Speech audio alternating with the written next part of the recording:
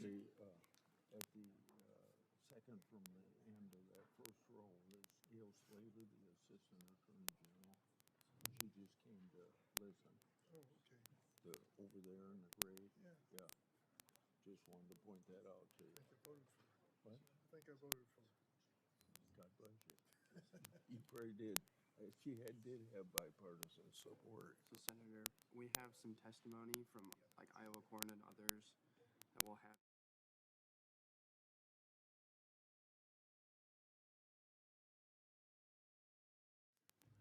Let's see.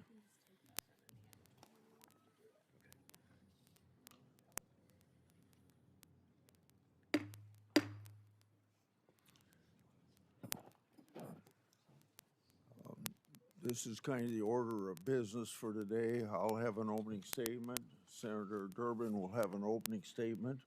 Then we have the chairman of the and ranking member of the subcommittees to make an opening statement. That's the antitrust subcommittee. And then we'll introduce and swear in the witnesses and take the testimony. Today, the Judiciary Committee turns its attention to a problem Iowa farmers talk to me about at the kitchen table and at the local co-op. This time of the year, farmers are buying the basics they need to plant and harvest a crop. These farmers don't feel like they have a real choice, let alone a fair price. America's farmers are the most productive in the world. They take the risk, put in the work, and feed the United States and much of the world, but they also operate on thin profit margins if they have a profit. If input costs go up or switching suppliers is too hard, that pinch is felt by every farmer, family, and consumer in the world. Farmers across the country are shouldering significant higher input costs, particularly for seed and fertilizer. According to the USDA's agricultural price reports, the price indexes farmers pay for these categories were notably higher in January 2025 than at the start of 2021. This was obviously due in part to the record high inflation that took place during the last 4 years. Rising input prices squeeze already thin margins, especially when combined with volatile commodity markets, higher borrowing costs, and weather risk. Today's hearing will examine the drivers behind these trends, energy markets that influence nitrogen production, global supply disruptions, logistic bottlenecks, and market concentration. This hearing will evaluate practical steps that increase transparency and competition so processors and producers can remain viable and resilient. One such step would be to pass my legislation, the Fertilizer Research Act. The bill would require the Department of Agriculture to do a comprehensive study on fertilizer industry to shed light on the reason farmers are paying so much for fertilizer. The department would be required to give recommendations on further regular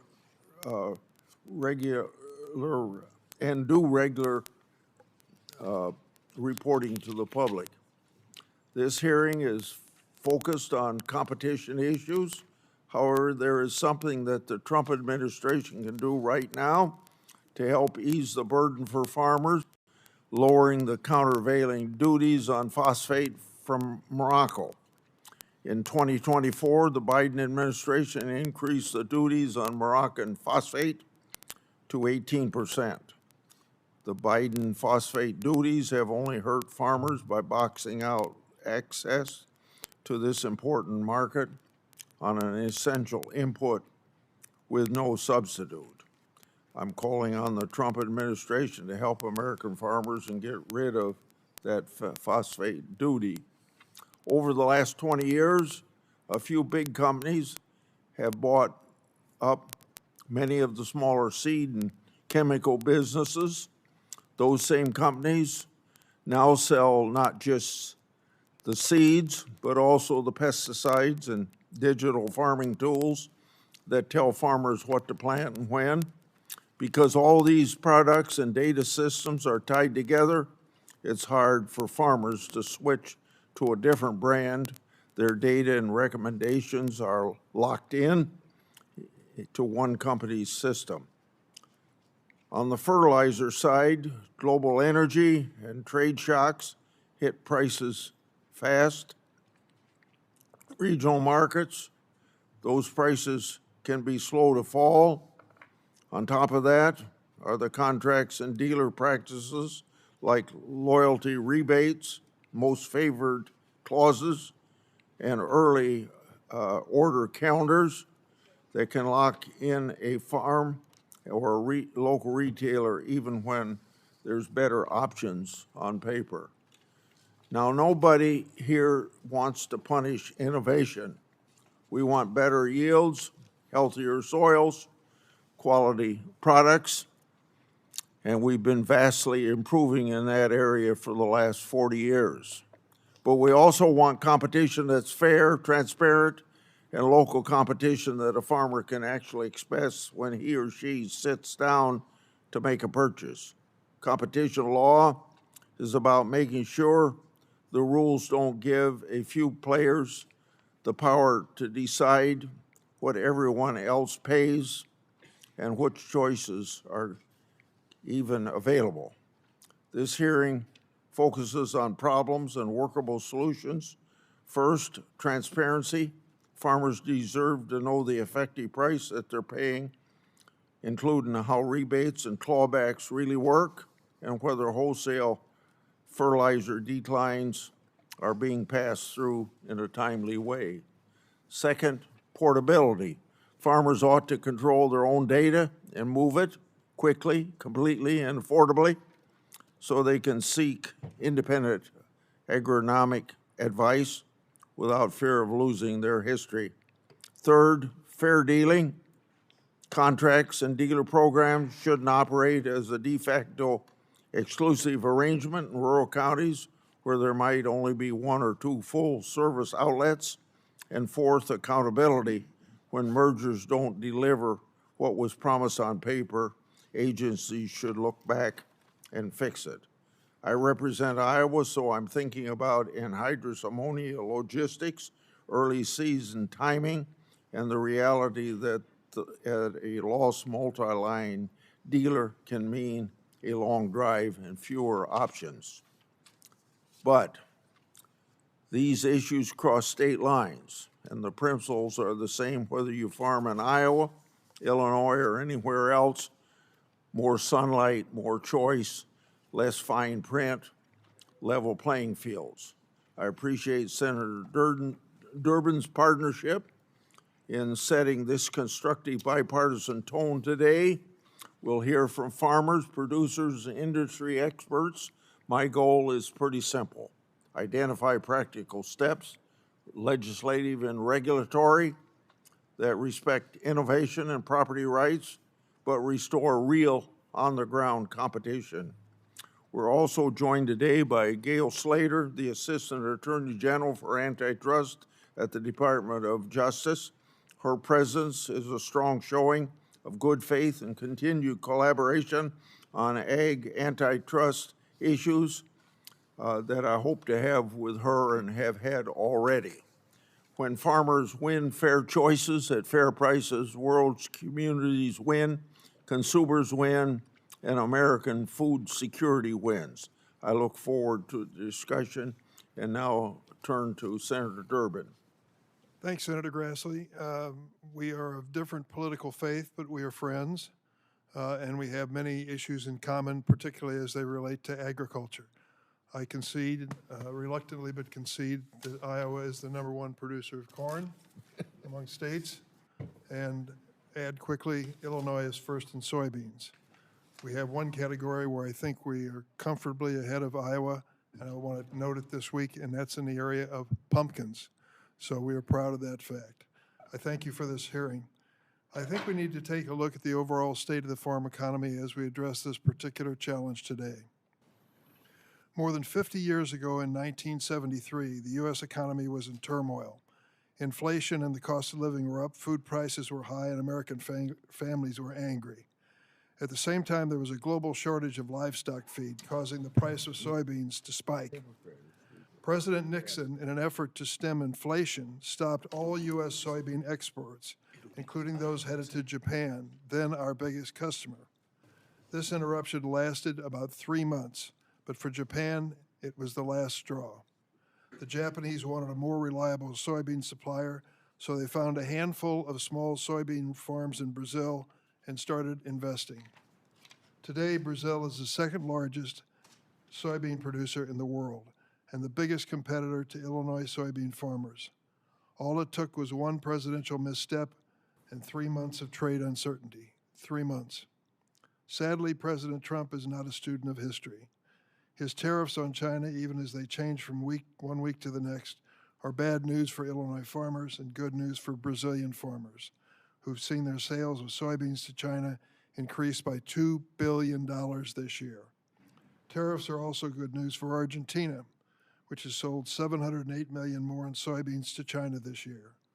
Yet President Trump is propping up Argentina's government with a $40 billion lifeline when American farmers are struggling to stay in business. The president is in Asia for trade discussions with China. I hope that they will be positive. But China is now investing heavily in South American farming, even building megaports there to manage massive shipments of soybeans, corn, and sugar. It is a replay of what we saw with Japan and Brazil in the 1970s. And China is playing the long game at the expense of American farmers. Illinois farmers are concerned about the increasing cost of doing business, especially the cost of seed, fertilizer, and equipment. One problem is that there are just a few big companies in these sectors where market concentration reduces competition. The committee has examined these dynamics in other parts of the food industry, such as meat packing and groceries. It's a complex issue, which is why I joined Chairman Grassley back in April to question why the Department of Justice planned to close its Chicago field office that specializes in agriculture antitrust issues. The administration has not provided a response. Farmers need policy certainty from Washington, but these past 10 months, that's not what we've given them. The chairman and I co-sponsor a bill to allow for year-round E15 ethanol sales.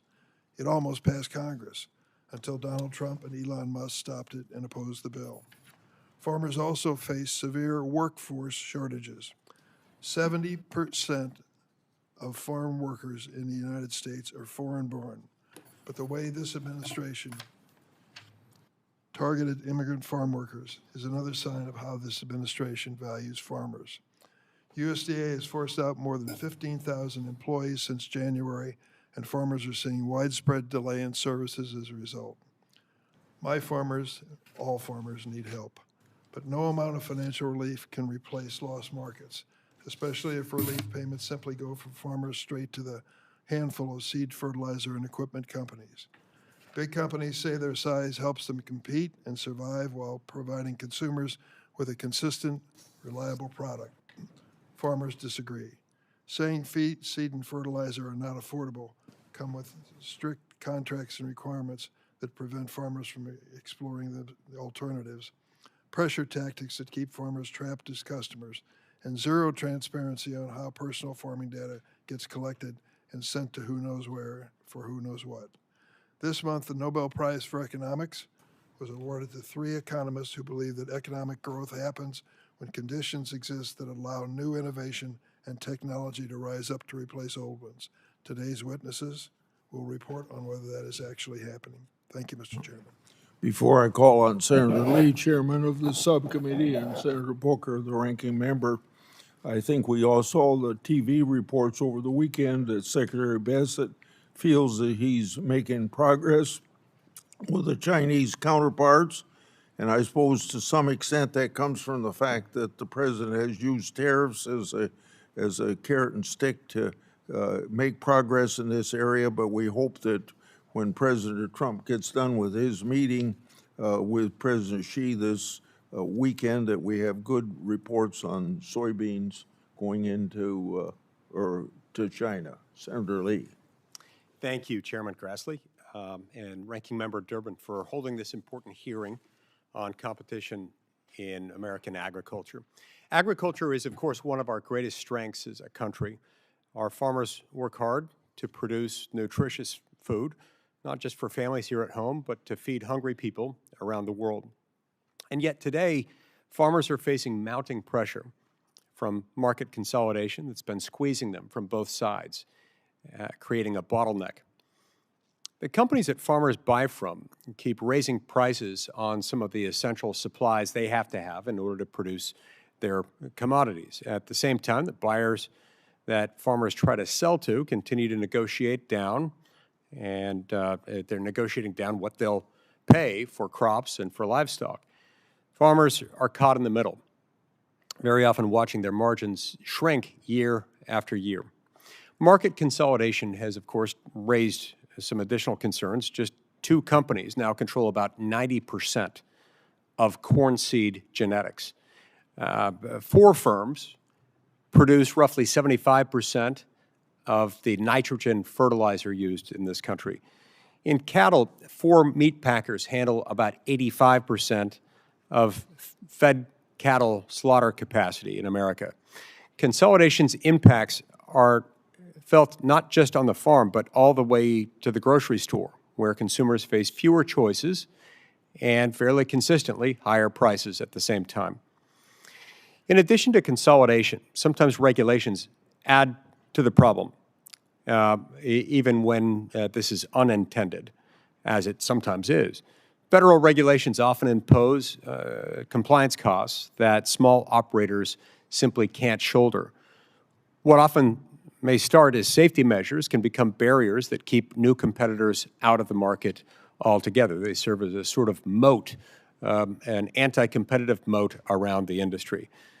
And they can exclude people from becoming competitors who might otherwise reach that status. Now, this is why I've been an original co-sponsor of the Processing Revival and Intrastate Meat Market Exemption Act, also known as the PRIME Act. This bill takes a common sense approach. It would let states set their own inspection standards for meat that's processed and sold entirely within a single state's boundaries. The Constitution, properly understood based on its text and based on its original public meaning at the time of its adoption, simply does not support the proposition that federal regulatory authority should extend to commerce as to products that never cross state lines to begin with. By removing this onerous federal regulatory footprint and allowing states to play their role where it's appropriate for states to play, we could help small processors compete far more effectively. More processors would mean farmers would have more options as to where they could sell their products, which would strengthen local economies and build resilient food systems. We also need strong enforcement efforts to address some of our competition issues. President Trump's Agricultural Competition Task Force is a joint effort between the U.S. Department of Justice Antitrust Division and the U.S. Department of Agriculture. It's an effort that brings together DOJ's Enforcement Authority and USDA's deep knowledge of agricultural markets. It's a comprehensive approach designed to root out anti-competitive behavior.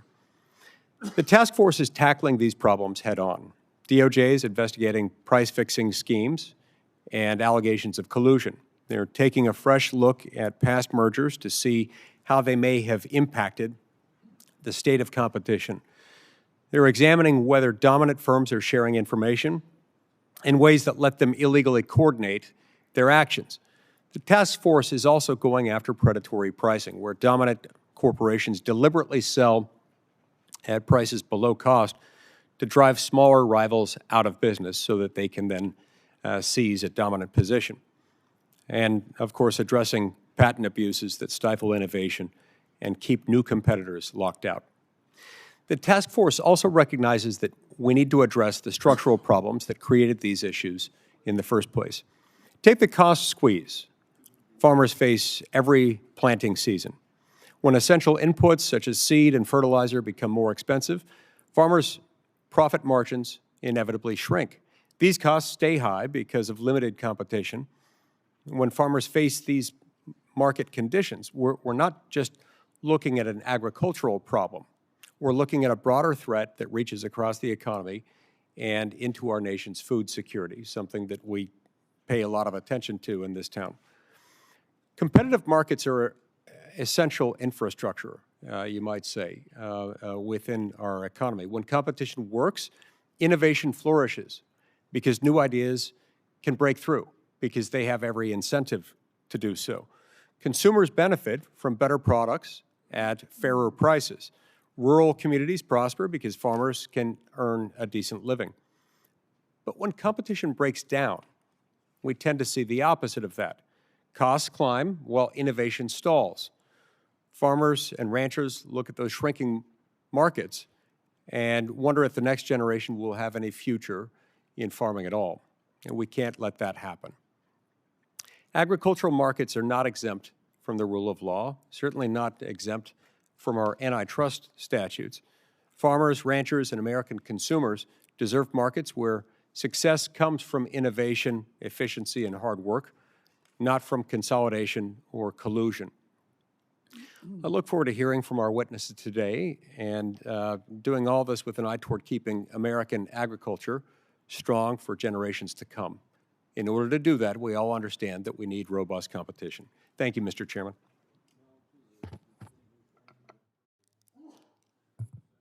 I'm grateful for that, Mr. Chairman. I'm grateful for you and the ranking member for organizing what I think is a vitally important hearing. I want to thank Senator Mike Lee. He and I have a whole bunch of overlap, a wide swath of agreement of the urgency of these issues and a lot of common ideas about what we need to do about them. I want to just start by saying something that doesn't really need to be said because it's happening all over this country, but American farmers are in crisis. Farms in New Jersey and across our country are facing unprecedented conditions, and we're seeing a loss of American family farmers in a way that could be described as an extinction level event. These are incredible Americans who scratch from the soil the food that feeds our families and makes us competitive globally. But year after year, they have seen the cost of seed, fertilizer, fuel, and land go up while the prices for their crops barely budge. And we're going to hear testimony today about the serious financial challenges facing our soybean farmers, really created by the Trump administration's chaotic trade policies. And I want folks to hear that because, again, I've gone across this country in multiple states and met with soybean farmers and seen their true fealty to this nation and their mission. But while soybean farmers are struggling unnecessarily so, we need to also remember that many other farmers, including farmers growing fruits and vegetables, are also struggling and in need of assistance from Congress. They need action from this body. They need not us to only rightfully point out the problems, but come up with solutions. Because our food system today suffers from, as my colleague Mike Lee was saying, hyper-concentration. A handful of mega corporations now dominate every step of the supply chain, and that begins with seeds. The seed market, which used to include hundreds of small, regionally based seed companies, is now controlled by just a few powerful global corporations, Bayer, Corteva, Signeta. Through mergers and acquisitions and aggressive patent practices, these firms have driven out nearly all the smaller competitors. As a result, these three companies can dictate what seeds are available, what traits they carry, and ultimately what crops farmers grow. Seeds aren't just another input. They are unique because they are living organisms, the foundation of our food system, which used to be controlled and dictated by great Americans, individual farmers who know their soil, who are stewards of the land. But now you have to go have good seeds to grow, but you have to have good seeds to grow, and they know that. For thousands of years, these stewards of our lands, these great Americans, saved seeds from one harvest to the next and fed America. But in recent decades, this fundamental right of farmers to save seeds has literally been stolen from them by corporate greed. Monsanto, now Bayer, locked up seeds with sweeping utility patents and sued our American farmers for doing what they had always done, saving and replanting the progeny of seeds that they planted, that their parents planted, that their grandparents planted. Since the 1990s, companies have engineered genetically modified seeds with desirable traits like herbicide tolerance or insect resistance. These patented seeds are bundled with their own pesticides by corporations, so farmers are forced to buy the whole package. This traps farmers in an expensive system they may not want or even need. Last November, I sent a letter to the EPA urging them to deny the pending reapproval for the pesticide dicamba. Dicamba is notorious for drifting and damaging neighboring farms with crops that aren't engineered to withstand it. This creates an inescapable lose-lose for our American farmers. Either buy dicamba-resistant seeds or risk your crops being destroyed by pesticide drift. It forces farmers into seed pesticide bundles and expands corporate control. That's not real choice. That's not a free market. It's coercion through chemistry. Choice is disappearing across our farm economy. It is anti-free market. And our public research institutions, who have the tools to innovate, are steered to serve Bayer and Corteva's interests. These corporations not only control research funding, but distribution, blocking independent seeds from reaching the market. The result? Fewer varieties, weaker resilience, and lost opportunities to adapt to a rapidly changing climate. This is corporate capture of the very first link in our food chain. And when you control the seed, you have unjust control over farmers, and ultimately you control the food. We are America, the home of the brave and the land of the free, but freedom is being stolen by this corporate concentration. And it's not just farmers that are hurting because of this broken, corrupt system. Consumers also pay the price. We must do better. We must restore competition and fairness in this system because I know American farmers. Give them a fair playing field and they can compete with the world. And when our farmers compete, all of America wins.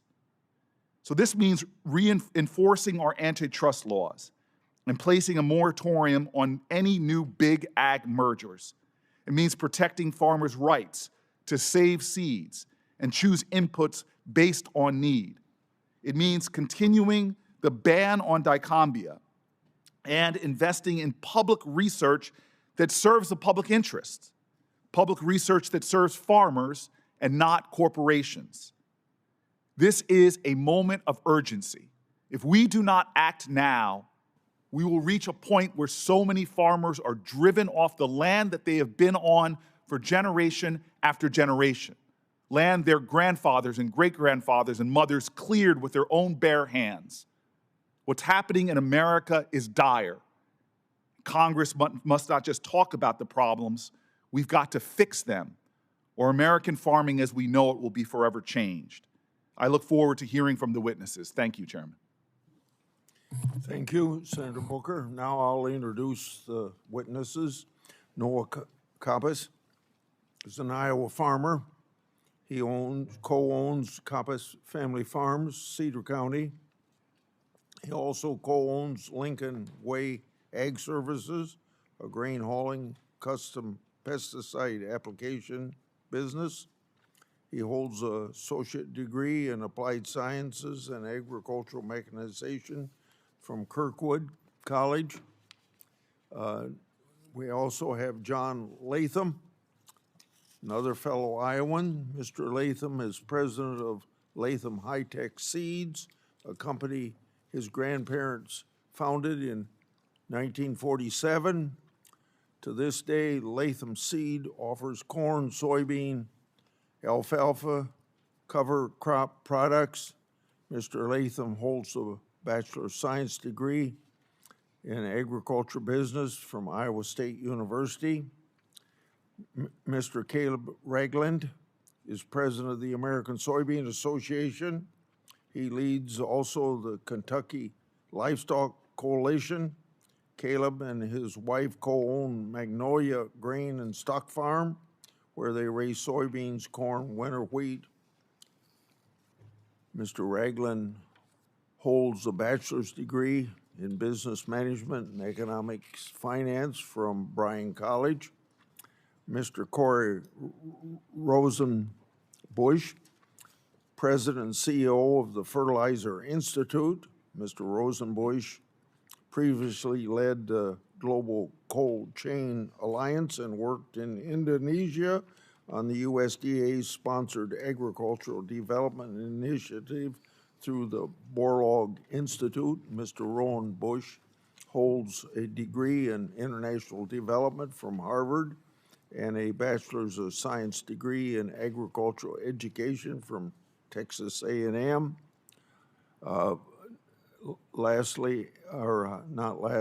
Andy LaVigne is president and CEO of the American Seed Trade Association, which represents companies involved in plant breeding, seed production, distribution, and related industries. Mr. LaVigne holds a Bachelor's of Arts degree in political science with a minor in economics from the University of Florida. Lastly, we're joined by Dr. Deanna Moss, who serves as Vice President and Director of Competition Policy at the Progressive Policy Institute. Her work includes studying antitrust enforcement and sector regulation, including agriculture.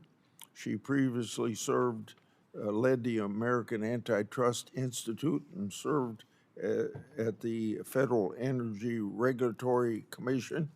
She has a master's degree from the University of Denver and a PhD from Colorado School of Mines. I thank you all for appearing.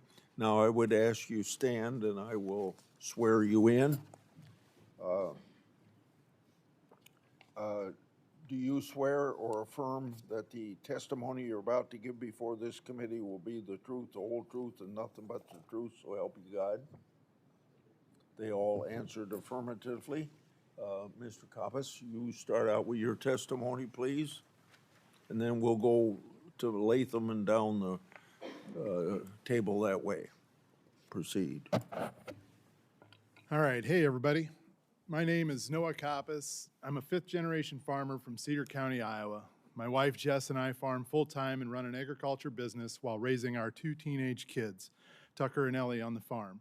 We grow commercial corn, seed corn, soybeans, and have a small cow herd.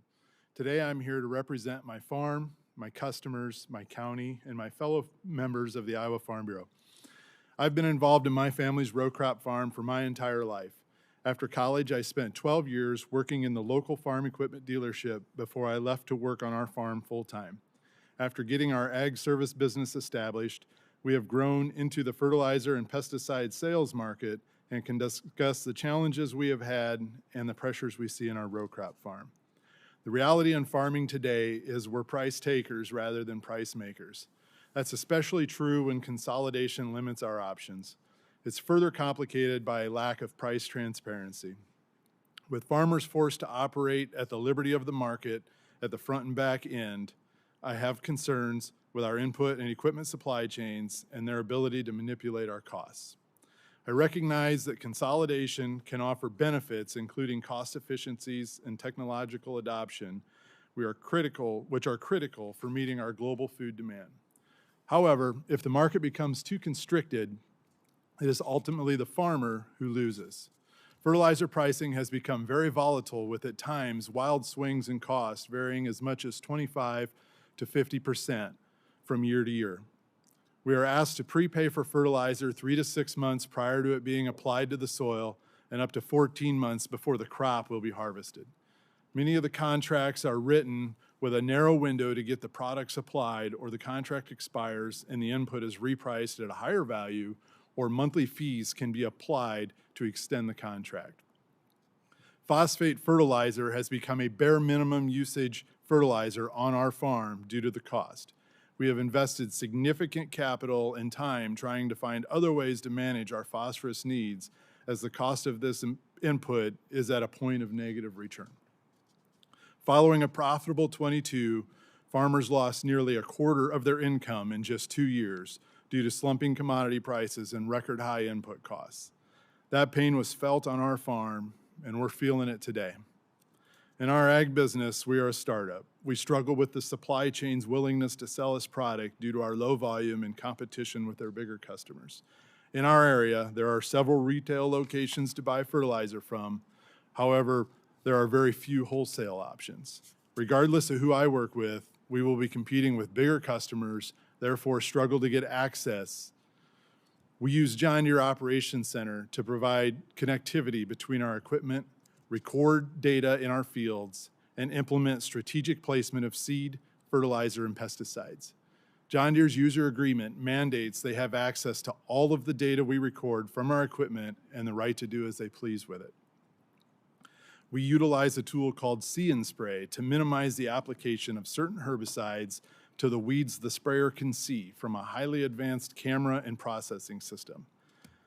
This has reduced the use of pesticides by 50 to 80%.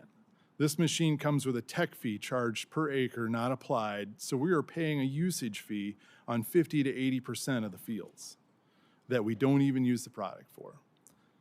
We also have to pay a significant fee to purchase the upgrade on the machine at the beginning. There are other platforms where equipment manufacturers have gone to per acre usage fees that we don't use in our farm. We are under heavy pressure to find safer and environmentally friendly ways to produce our products. How is it that we need to pay for the equipment up front and then pay a usage fee in addition to achieve these goals? We struggle in the seed industry with genetic options. If we want a traded seed for pesticide or disease defense, we can be at the mercy of what one company has bought from another. In effect, we are often getting genetically the same or similar hybrid from multiple companies in a different bag. This situation is prevalent in the soybean side with enlist traits being slow to the marketplace and in rootworm protection with corn. We lack options. The consolidation of the companies has narrowed up the development of new genetics.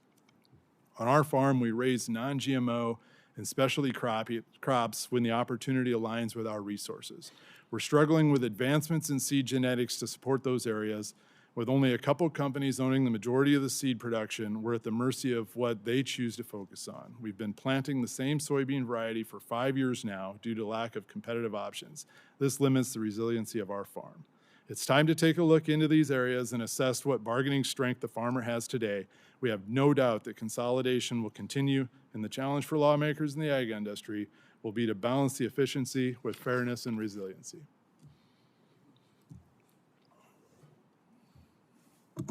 Thank you, Chairman Grassley, Senator Durbin, and the entire committee for the opportunity to speak with you today. My name is John Latham. I'm a third-generation seedsman from Alexander in north central Iowa. My grandfather, Willard Latham, started our business in 1947. I own Latham Quality Incorporated with my wife, Shannon, and my brother, Chris. Our independent seed company sells corn, soybeans, and alfalfa seed under the Latham brand in 7 upper Midwest states. We also operate a soybean production plant and have a corn breeding program. Independent companies are the lifeblood of rural America because we are connected to the farmer customers we serve. Independent seed companies can offer products better suited for specific geographies than the multinationals. Unfortunately, many independent companies are going out of business as these multinational companies have become more powerful and, frankly, predatory. The seed corn industry is 90% controlled by 2 companies, 90%, including their own brands and licensing. Due to this massive consolidation, the price of technology in our seeds has gone up significantly since 2021. These higher seed royalty prices are contributing to higher input costs for farmers and forcing many family farms to close. Prices aren't just increasing for the newest and latest seed technology, but also in older technologies that are going off patent or soon to be off patent. One example is NK603, a glyphosate-resistant corn product, which went off patent in 2022. Farmers are being charged the highest royalties ever for this off-patent technology. More than 90% of biotech-traded corn in the United States is glyphosate-resistant. So farmers are paying billions of dollars for seed royalties on a trait that has been off patent for 3 years. As difficult as it's been for independent companies across America, I believe we have been hit the hardest. Latham started corn breeding in 2020 with the belief that we could create niche corn products that could help our customers fight corn diseases like tar spot. We created products that weren't available from our suppliers, but our very modest corn breeding program was met with anger from our leading big ag provider. After a heated discussion about our corn breeding program in April of 2022, we were told Latham's corn products would have the largest price increase in company history. And it did. Every technology, even older technologies that had gone off patent or were soon to go off patent, were increased. Imagine having to license all your technology from your largest competitor and then having to give your competitor internal company information, including the names and orders of all your customers. Imagine putting your hard-earned money into a breeding program to help your customers, but being forced out by the dominant firms in the industry. Imagine being subjected to restrictive rebate programs that require you to sell near exclusively one company's technology in order to qualify for those rebates. And imagine relying on those rebates to generate any kind of profit. Imagine having your entire year of profits being tied to off-the-record funding that can be taken away at any time by your largest competitor. Imagine being in a business where you don't know your costs of goods before you buy it, and your competitor can raise your costs at any time. Imagine being in a business where the older products that you can't sell increase in price, leaving you with a mountain of expensive inventory and higher prices for farmers. Imagine being in a business where the technology royalty continues to increase even after it goes off patent. Seed prices increase even when commodity prices are low and farmers can't even break even. Imagine being in an industry where it is impossible to capture off-patent genetics because of restrictive licenses and scrambled codes at the seed depository. These are the unfortunate realities of an independent seed company in an industry without competition or oversight. Farmers are paying the price with higher input prices. The lack of new breeding programs and diversity of genetics is a national security risk, where a bioterror attack or disease could threaten the nation's corn supply. I appreciate very much the opportunity to tell our story and the story of other independent seed companies. I do so at great personal risk, but I believe our company's story and the story of independent, family-owned seed companies and the farmer customers that we serve must be told. I look forward to taking your questions. Thank you.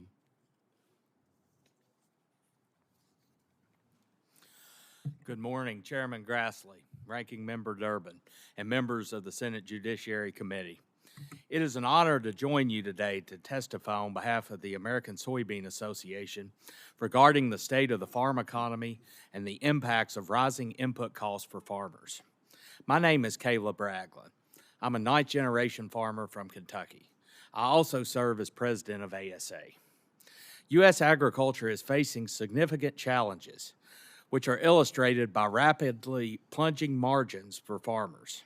Commodity prices are down nearly 50% from highs experienced just 3 years ago, and farm production costs continue to skyrocket for land, seeds, fertilizers, pesticides, and farm machinery, while high interest rates create additional pressure. For soybean farmers, the loss of our largest export market due to trade retaliation by China has made financial problems even worse. We are hopeful that this market will be restored following the meeting between Presidents Trump and Xi.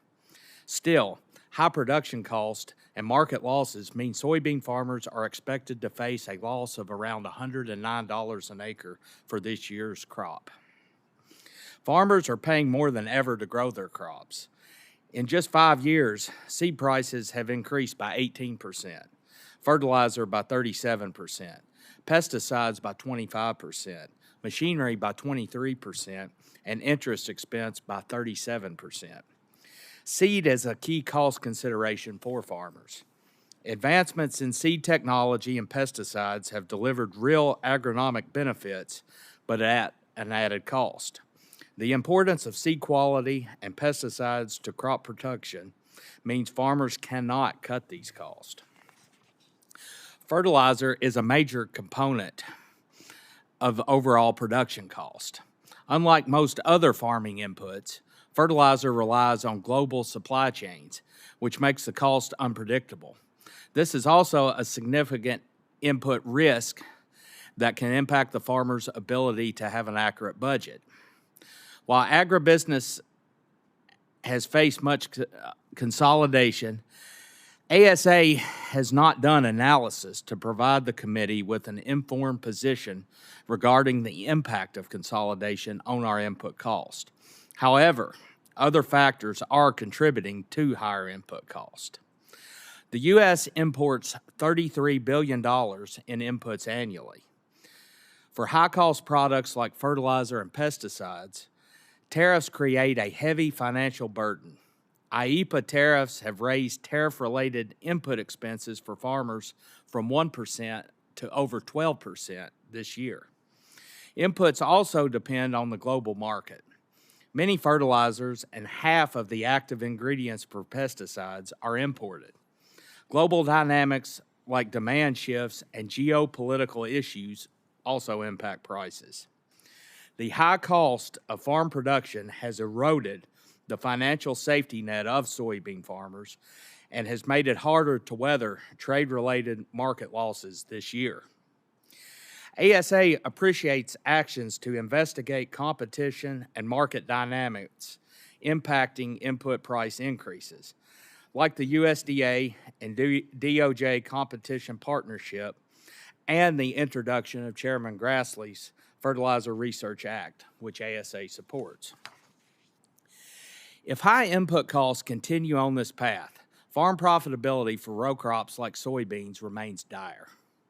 As Congress and the administration continue to address the overall cost of farm production, I would like to highlight 3 immediate, achievable opportunities to improve economic conditions for soybean farmers.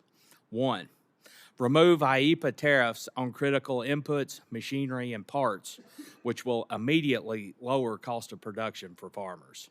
2, the 45Z tax credit and proposed RFS volumes will drive investment in soybean processing and biofuel production that needs to be finalized this year. And 3, given the state of the farm economy, targeted farm assistance is desperately needed to offset trade-related losses and negative basis being experienced in many regions.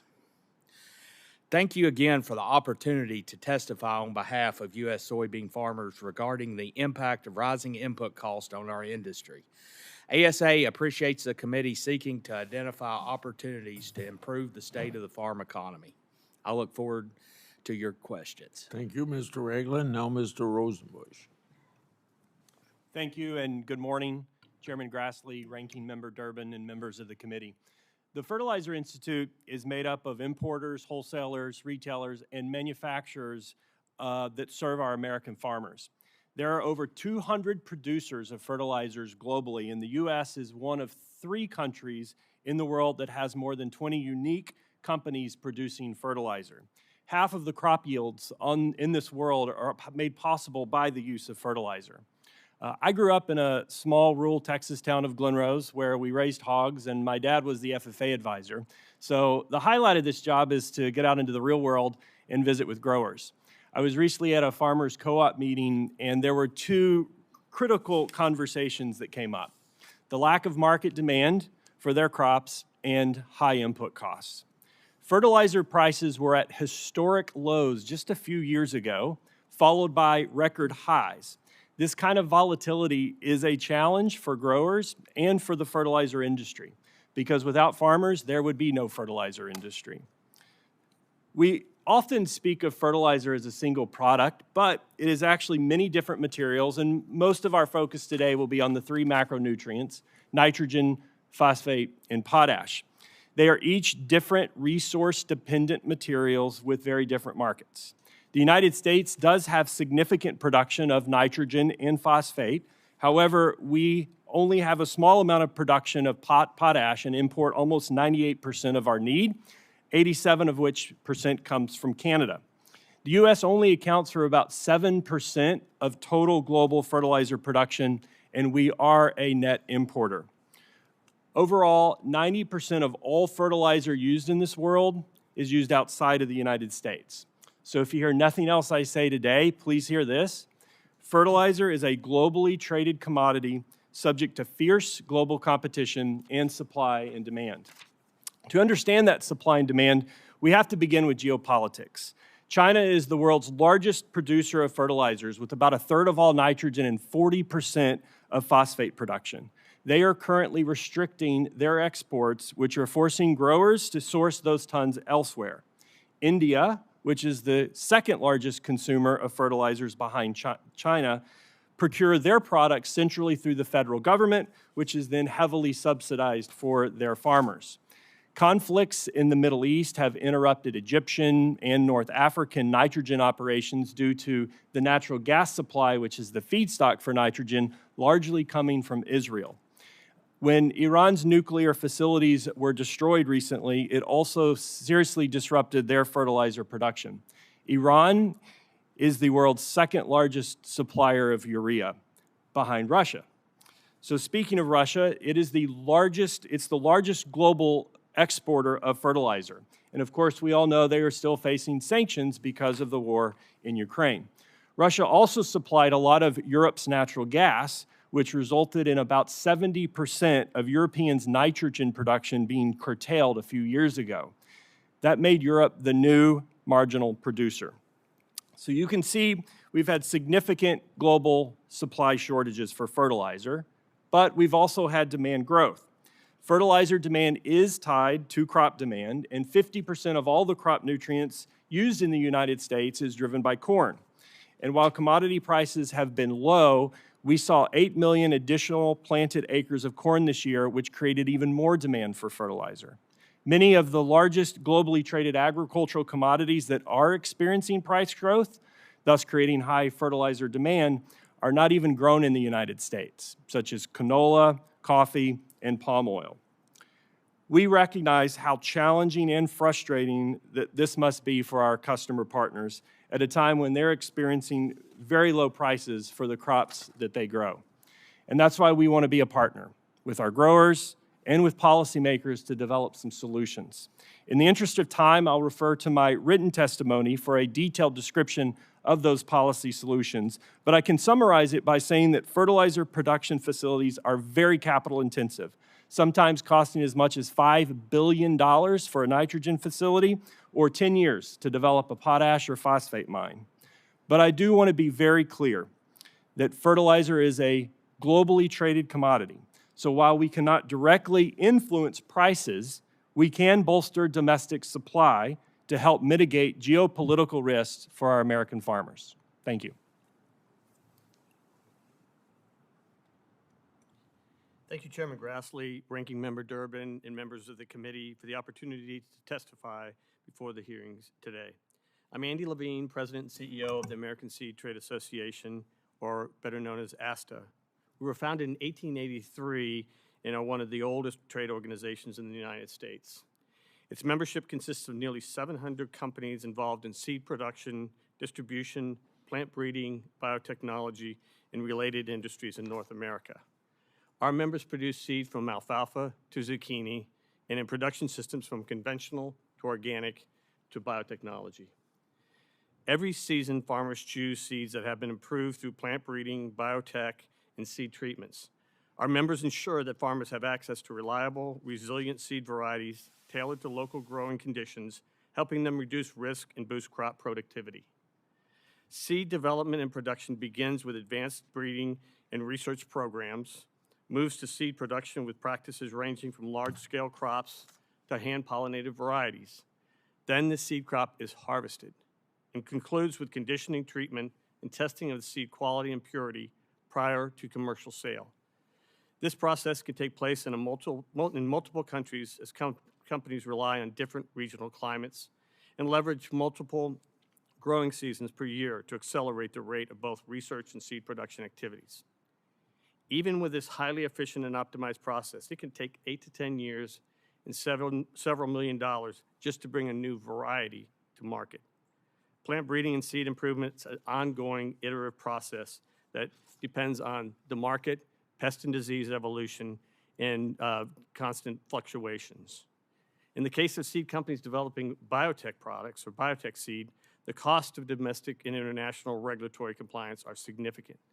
A study in 2022 estimates the cost and time to bring a new biotech trait to market at roughly $115 million in over 16 years. In export markets, particularly for a subset of biotech crops, the seed industry faces severe constraints from non-tariff trade barriers, including countries that deliberately use their regulatory system to stymie American seed innovation and exports of American grain products. The seed sector has a long history of delivering seed choice and ensuring seed performance for America's farmers, gardeners, and landscape managers, ensuring the best seed is available to meet the needs of the wide range of environments, soil types, and management practices. International trade and global movement of seed is critical to the U.S. seed industry to efficiently develop and commercialize improved varieties for U.S. farmers. Across all seed varieties, the continued escalation of tariffs on seed poses a unique challenge. For example, a tomato seed can cross 6 or 7 different international borders for research and development to do seed multiplication and clean and package seed before it's sold to a farmer. For each crossing, a tariff may be levied on that same seed, burdening the same seed producer multiple times. Our industry believes there's a path forward to alleviate some of the pressures that both farmers and seed producers currently face. First, we're advocating both domestically and internationally for risk-proportionate, science-based regulatory reform to right-size regulatory compliance processes and the associated costs that impact companies of all sizes. Our advocacy applies to plant breeding innovations like gene editing, as well as biotech crops. Reform is needed to ensure that rapid pace of scientific innovation is not hampered by unjustified regulatory obstacles. Second, and I'll hit this very quickly, but it's most important, is our investment in agricultural research. Not only from the private sector, but from the public sector. Our partners in our land-grant institutions and our research institutions are vital in this process as we go forward in discovering the genetics and base science. And that needs to continue, and they're stressed, as all of you know right now. And that research at the land-grant institution is even more important as we look at our lower acreage crops. Fruits and vegetables, forages, grasses, turf is very important to help in that public-private partnership to bring improved varieties to the marketplace. So in closing, from seed to table, the entire agricultural value chain is navigating pressures from the brunt of inflation and economic uncertainty. We know that farmers are taking this economic challenge head-on to continue feeding, fueling, and clothing the world. Seed producers are weathering it alongside them while working to deliver the high-quality, professionally produced seed U.S. farmers expect season after season. And when farmers buy that bag of seed, they're investing in yield potential, resilience to pests and weather, and the ability to produce more with less. They're investing in better seed for better crops, for better quality of life. Thank you, Chairman Grassley, Ranking Member Durbin, and members of the committee. Thank you, Mr. LaVigne. Now, Dr. Moss. Thank you, Chairman Grassley, Ranking Member Durbin, and members of the committee. It's an honor to be here today. I am Diana Moss, Director of Competition Policy at the Progressive Policy Institute. Seeds and fertilizers feature highly concentrated markets with only a few firms, high prices, and little choice. Both sectors have been the subject of massive consolidation and strategic business practices. In the late 2010s, the 6 large agricultural biotechs merged to form the Big Three. Today, 2 firms control 72% of the corn seed market and 66% of the soybean market. 3 firms control 83% of the cottonseed market. Fertilizer markets are also highly concentrated. The 4-firm ratio for nitrogen in the U.S. is about 77%, and the 4-firm ratio for potash and phosphates is 100%. These are big numbers. Highly concentrated markets are far more conducive to anti-competitive coordination rather than the hard-nosed competition that lowers prices, lowers licensing fees, tech fees, and royalty rates. So what does high concentration mean for input costs and food prices? To be sure, they are affected by the dynamics of supply and demand, shocks to supply chains such as weather and disease, and U.S. trade policies. But as seed and fertilizer markets have become more concentrated, it is hard to dispute that consolidation and business practices have played a major role.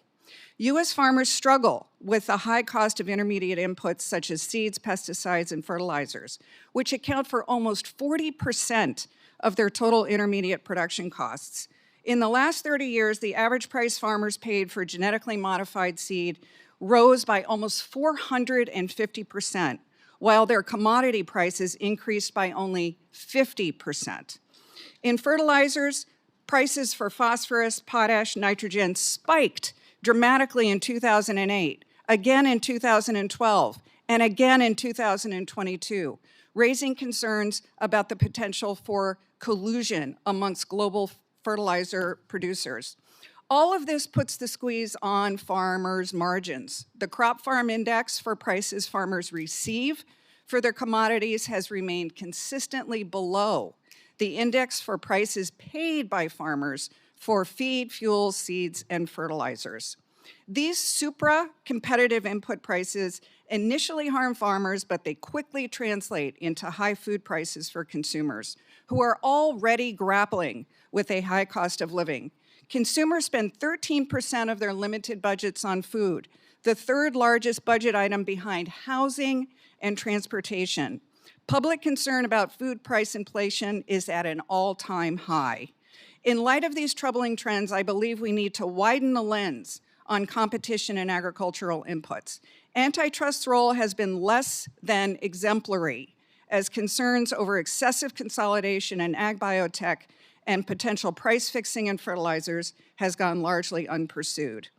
The agencies have also ignored other costs of consolidation, such as delaying entry of generic GM seed, bundled cropping systems that are engineered not to operate with other products and lock out smaller innovators. Antitrust has also ignored the loss of stability and resiliency in supply chains that are created by market power bottlenecks. These issues now transcend traditional competition policy concerns. U.S. farmers should be able to count on fair commodity prices, input costs, and sustainable margins. Consumers should be able to count on low food prices. Both farmers and consumers, most important, should be able to count on having choice in what they buy and who they buy it from. A more coherent policy approach is to strengthen antitrust enforcement. Another approach is to require more or better coordination between the DOJ, the FTC, and USDA, including better data collection to promote price transparency. We might also consider giving USDA authority to intervene if consolidation raises supply chain safety, stability, and resiliency issues. With farmers in the middle of this vortex, we should also be very worried that high concentration costs, prices, and a lack of choice risk the permanent loss of U.S. agricultural productive capacities if farmers hang up their hats and close down their farms. This all means that promoting competition should garner broad bipartisan support. I appreciate the opportunity to appear here today and look forward to your questions.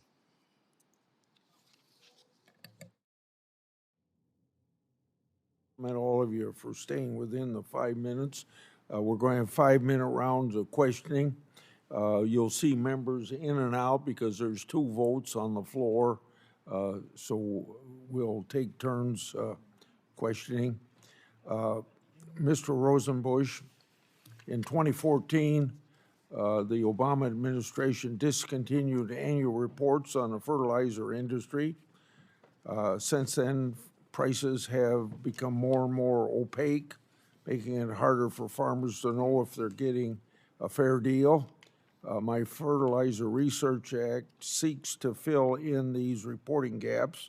So could you tell us what measures are being taken to ensure transparency and pricing mechanism so farmers aren't unfairly penalized by last-minute price increases? Mr. Chairman, thank you for that question, and we fully support your efforts to provide transparency to growers. We believe them having information about what's going on in the marketplace is very critical.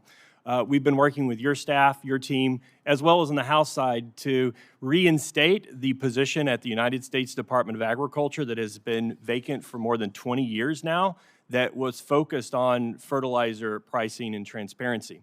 We believe growers having that independent source at USDA would be of tremendous benefit to growers and to farmers to be able to recognize and understand all of these dynamics that are going on and help them make decisions.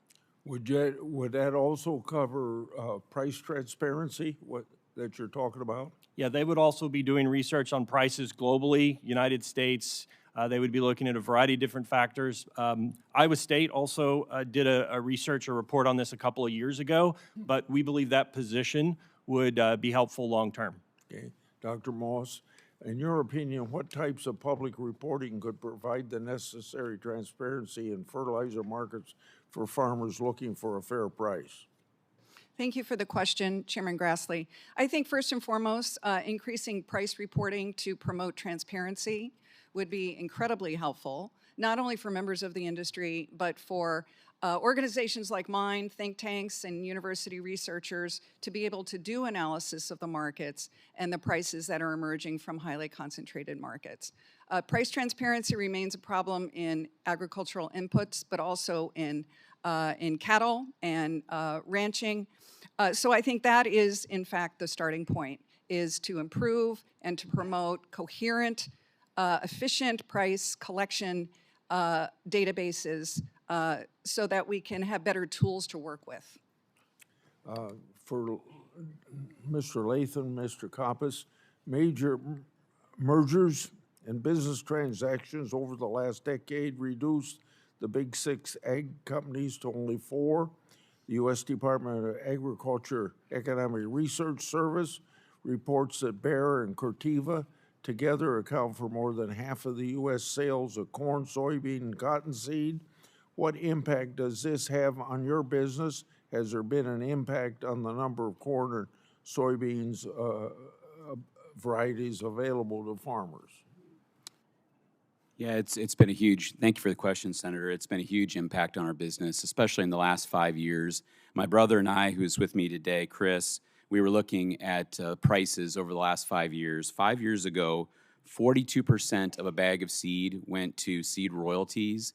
Now 70% of a bag of seed goes to seed royalties. And unfortunately, there's been no new innovation. These are the existing products that we had 5 years ago. There's been no new innovation, no upgrade. There is some new products, but overall, from 42% to 70% has risen prices tremendously.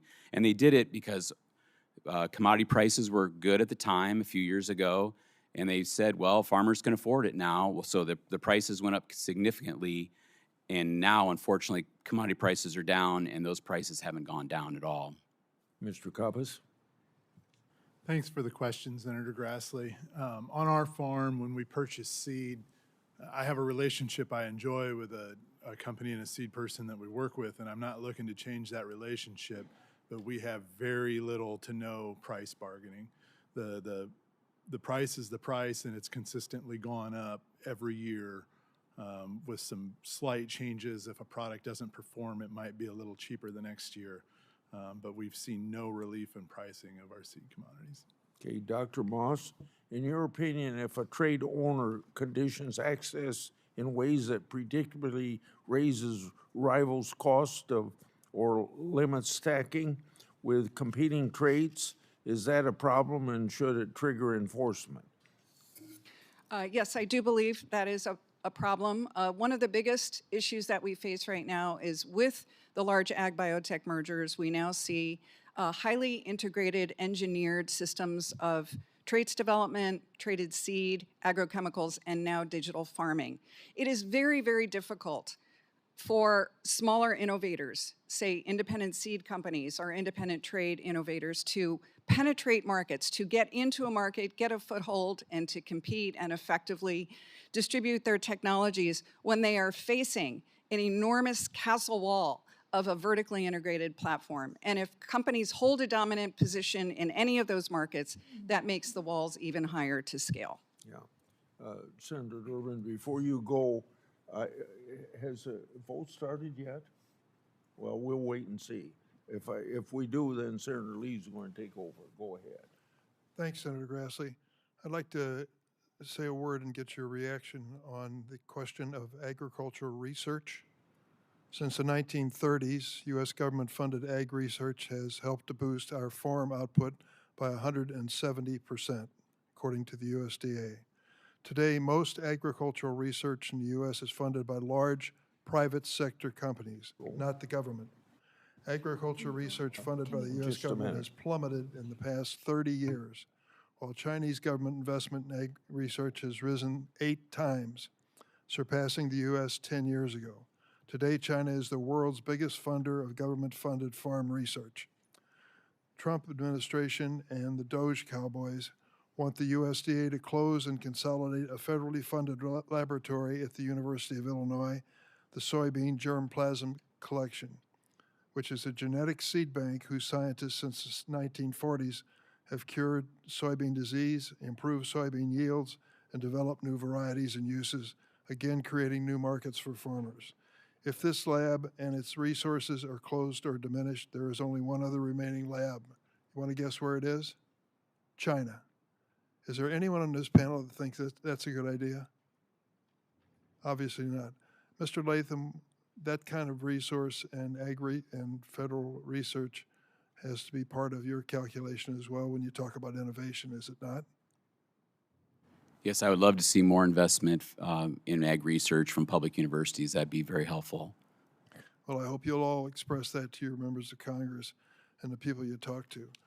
Dr. Moss, over the last decade, as you've noted and others as well, a series of mergers and acquisitions produced big 3 companies that dominate different sectors. In the seed sectors, it's Bayer, Corteva, and Syngenta. Similar trend produced the big 3 in fertilizer, Mosaic, Nutrien, and CF. Should antitrust enforcers at the FTC and Department of Justice have done more to block these mergers that produces the big 3 in seed and fertilizer? Thank you, Senator Durbin. The answer is an unequivocal yes. These massive mergers, which have completely restructured our seeds and fertilizer industries, are now responsible for high prices, limited choice, and less effective innovation. The major problem with antitrust today, especially in food and agriculture, is a very narrow view that antitrust takes in defining markets. The divestitures that were taken in the Bayer-Monsanto and the Dow-DuPont mergers were very targeted, very small. And there was a lot of deference to giving companies their mergers so that they could innovate better or innovate faster. We now know that high levels of concentration are not necessary to drive innovation. And these mergers on balance produced more harm than good.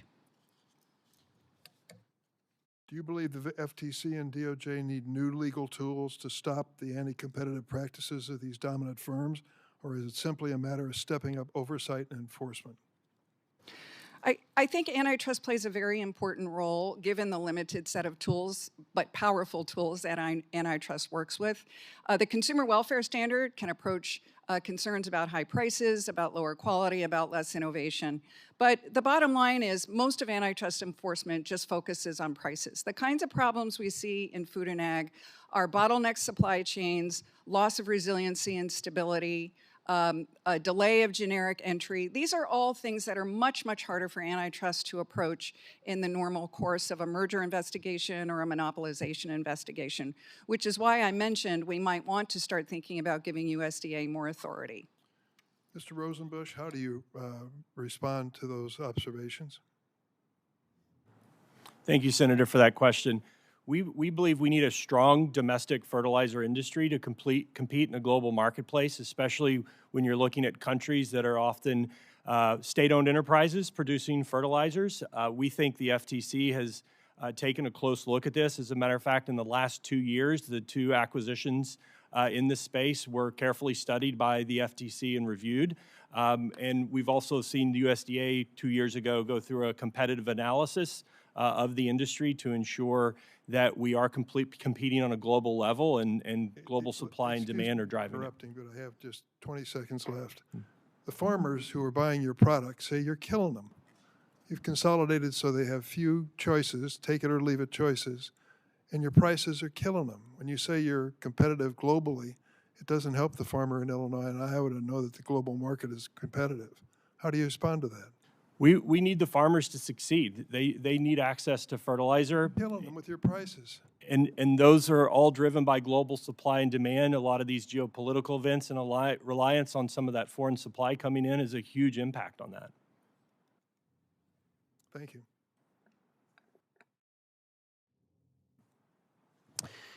Mr. Latham, I'd like to start with you, if that's okay. Where are the main barriers that independent seed companies face when licensing or stacking patented traits in this industry? Where do I begin? There's a long list, a lot of areas that I could go into. One thing that I think has hurt the industry in general, we have these restrictive rebates that we're under, which really stifle competition because if a new breeding company comes into the market, and if the whole industry is under a rebate, that if they go to that new innovator, they are going to lose their rebate and could fall off a cliff there. So I think that's one thing that's really impacting the whole industry, and there's a whole longer list. I know you have short time. Now, when we think about intellectual property laws, they're kind of a paradox because on the one hand, the whole point of intellectual property laws is to give someone at least a temporary monopoly in something. But on the other hand, they are pro-competitive to the extent that it fosters innovation. In your view, how does our current intellectual property framework either help or hinder competition or innovation? Yeah, I think I'm all for patents and intellectual property protection. Obviously, that can create innovation. You have to have that to have innovation. But unfortunately, we see some of these patents where the products get stacked with some new product only to be able to use to extend that patent. And so the patents go from 20 years to many more years. And unfortunately, in 2014, a lot of different corn traits went off patent, and we still don't have any market now for off-patent technology on the corn side of the business. So something needs to fundamentally change. What about consolidation? When there's consolidation among the major players in the seed industry and among trait owners, how does that influence your research and development strategy internally? Yeah, unfortunately, on the corn side, and you mentioned the stat too, 90%, and that includes licensing as well as their own brands. But when you have that big of consolidation, it makes it very difficult for any new innovator to get into the market, especially if they want to do traded or just even conventional. It makes it very difficult. So we've seen since 2016, when the committee met last, we've seen massive consolidation, we've seen less innovation, and we've seen much higher prices, unfortunately, for our farmer customers. Those two things naturally lead one to another, right? I mean, the diminished competition pretty much always is going to result in higher prices, or at least diminished quality, sometimes both. Absolutely. And there's no exception to that here. And the more consolidation you see, regardless of what the cause of that is, but if let's suppose if it's prompted by an excessive federal regulatory footprint, that can do it. But regardless of what the cause is, if there are fewer competitors, there is often less competition. And always when you see less competition, that causes other problems. Mr. Coppess, have you noticed reduced competition or consolidation among local dealers or fewer independent options over time? Thank you for the question. Yes, the independent seed companies, when somebody retires, moves on, oftentimes that doesn't get replaced by a younger person or a new person taking on that business. That dealership just goes away oftentimes. Okay. No, that's helpful. And Mr. Ragland, how does dependence on imported potash and imported nitrogen affect the U.S. growers' resilience in planting?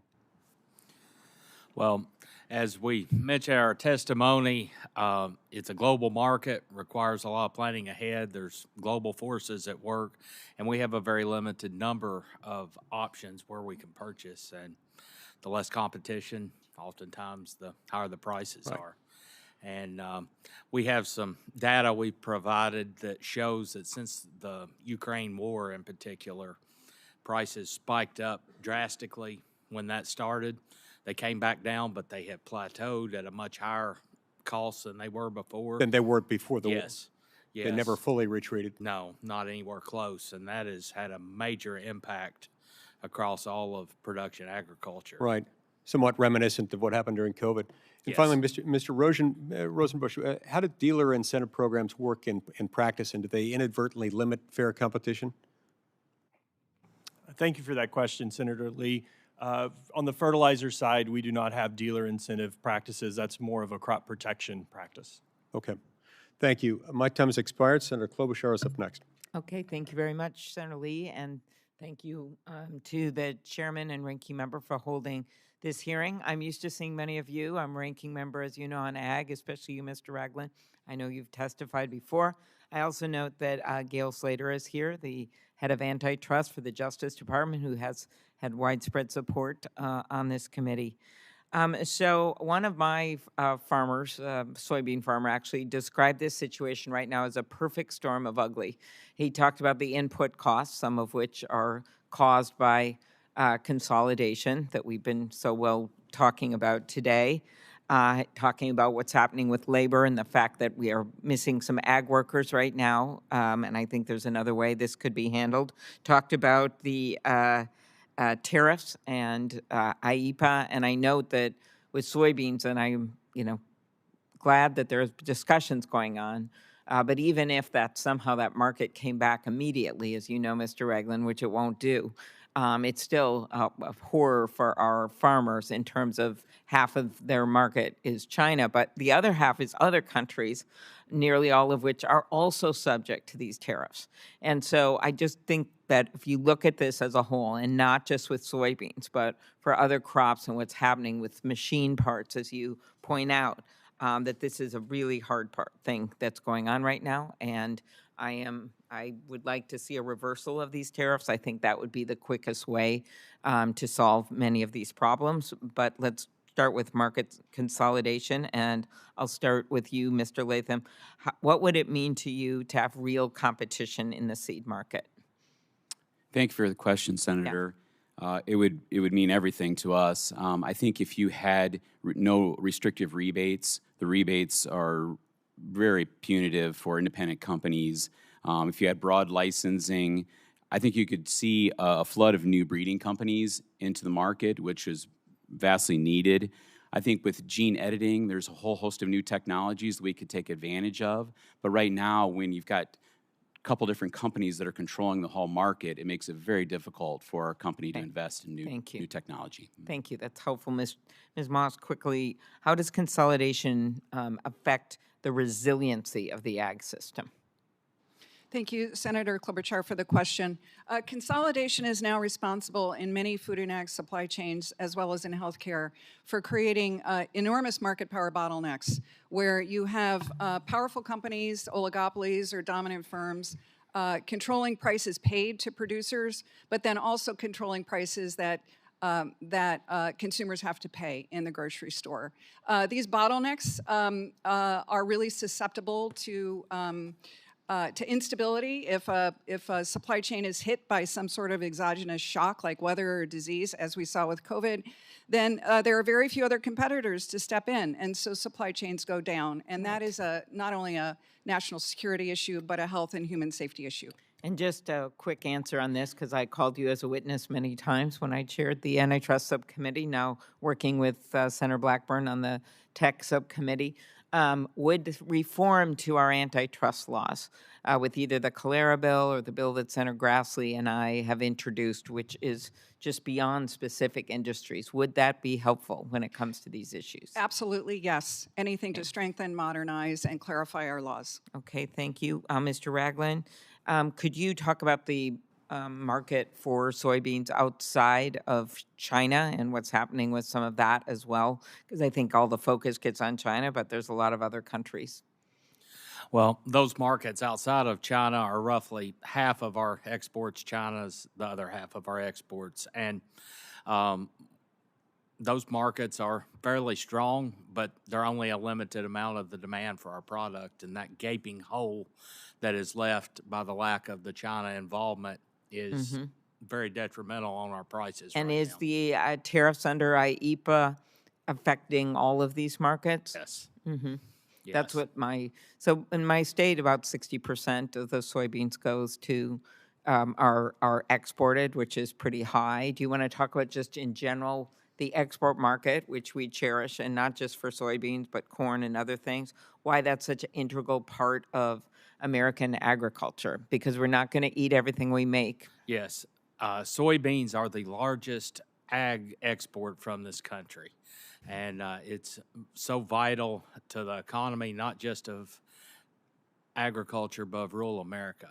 And that gaping hole that is left by the lack of the China involvement right now is going to trickle down to our rural communities and rural economies and have a very detrimental impact, because rural America is agriculture is the backbone of rural America. Right, it's 20, but I think we make about 20% more than we use here.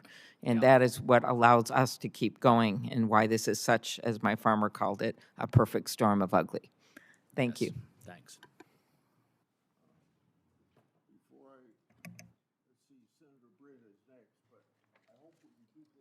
On competition and price transparency. Go ahead, Senator Thank Britt. you. Mr. Chairman, thank you for holding this hearing on this critical and timely issue.